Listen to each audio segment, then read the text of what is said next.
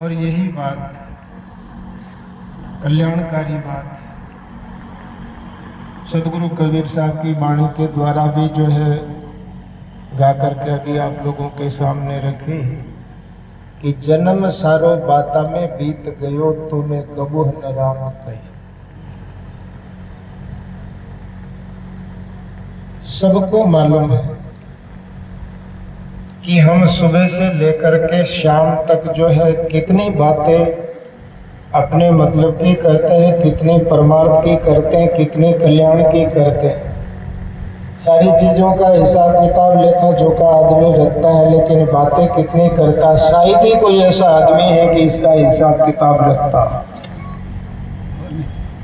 कि आज दिन भर में क्या क्या बोला, क्यों बोला, किस लिए बोला। इसका कोई लेखा जोखा किसी की डायरी में नहीं है। क्यों? कि वो सोचता कि इसकी जरूरत भी नहीं, जो जरूरत है उसको समझ नहीं रहा है, और नहीं जरूरत है उसको जो है कर रहा है।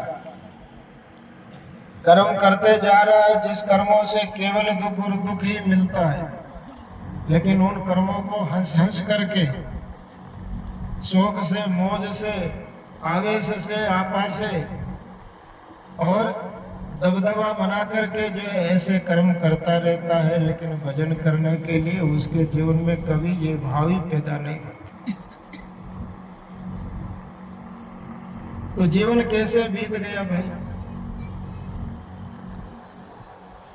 ज्यादातर लोग कल्पना करते और कहते कि बुढ़ापा कैसे आ गया। अरे हम तो जवान थे, इतना कमाते थे, इतना दौड़ते थे, इतना पसीना बहाते थे, इतना धंधा जो है मिनटों में कर लेते थे, और अब जो है शरीर जो है थक गया, कमजोर हो गया, इंद्रियां काम नहीं कर रही है, शरीर जो है इतना निर्बल हो गया कि खुद पश्चाताप करता, कोई दूसरा नहीं करता। हमारे शरीर का हम ही, हमारे जीवन का हम ही पश्चाताप करते हैं। लेकिन भाई पश्चाताप क्यों करते हो? जीवन तो हमने जिया, किसी दूसरे ने तो हमारी एवज में नहीं जिया ना। भोजन हमने किया, पानी हमने पिया, हमारे जो है कि मन में आया वो काम हमने किया, हमारी एवज में किसी ने, दूसरे ने कोई काम हमारा नहीं किया, हमने खुद नहीं किया। हमने खुद ने किया और हम खुद रोते और पश्चाताप करते। जैसे दादू दयाल महाराज ने अपनी वाणी में लिखा, मुझसे कछु न हुआ रे, ये यूं ही गया रे, ये यूं ही गया रे, पछतावा रे यार। किसको पछतावा किसका रहा? दूसरों का पछतावा कोई नहीं करता, खुद का ही पछतावा करता है। और किस लिए करता? कि बाकी काम तो सब हंस खिल करके किया, लेकिन भजन पूजन नहीं हुआ। क्या नहीं हुआ? भजन पूजन नहीं हुआ। अब सोचो कि भजन पूजन नहीं हुआ तो बाकी क्या क्या काम आया? कुछ भी काम नहीं आया। जब कोई काम ही नहीं आ रहा है फिर भी हम करते जा रहे हैं। लेकिन उसका कारण है कि मोह हमारे जीवन में इतना बढ़ गया। मोह की तो नदियां चल रही है, लोभ और मोह की तो नदियां चल रही है। अब सोचो कि तैरना नहीं जानता वो लोभ और मोह की नदियों में बहेगा कि नहीं बहेगा? तो ये जीव बहता जा रहा है। कैसे बहता जा रहा है? 12 वर्ष बालापन बीतो, 20 जवान भयो, 30 वर्ष मायारा फेर में देश विदेश गए। माया के लिए क्या नहीं कर सकता आदमी, कहाँ नहीं जा सकता है।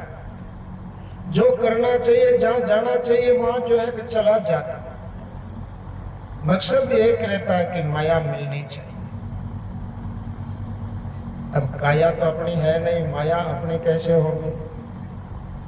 माया के लिए इतना प्रपंच, इतना दुख उठा रहे हो, लेकिन जिस काया में बैठे हो वो काया ही नहीं रहेगी तो माया कहाँ से होगी? काया माया पावनी और कन्यागर होई, राजोड़ी रेवे नहीं, उठ चले पथ खोई। न काया रहती है न माया रहती।